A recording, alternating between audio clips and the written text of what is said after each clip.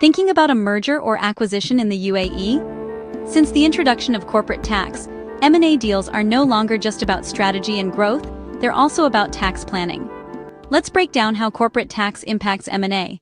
Under the UAE corporate tax law, companies pay 9% tax on taxable income above AED 375,000. For mergers and acquisitions, the law provides some relief. First, there's restructuring and group relief.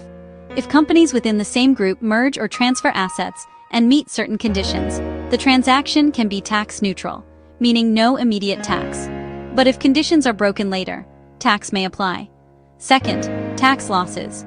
If you acquire a company, you may want to use its tax losses. The law allows carry forward, but restrictions apply if there's a big change in ownership or business activity.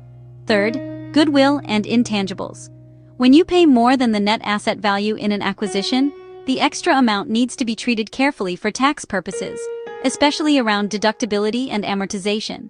And for free zone entities, the stakes are higher. If a merger changes income streams and the company no longer qualifies as a free zone person, the 0% benefit can be lost, and the 9% rate applies. The key takeaway?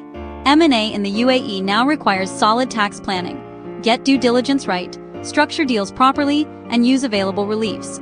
Done correctly, you can still keep mergers and acquisitions efficient and tax smart. Done poorly, and the hidden tax costs could surprise you. Follow FintEdu for more insights on UAE tax and compliance.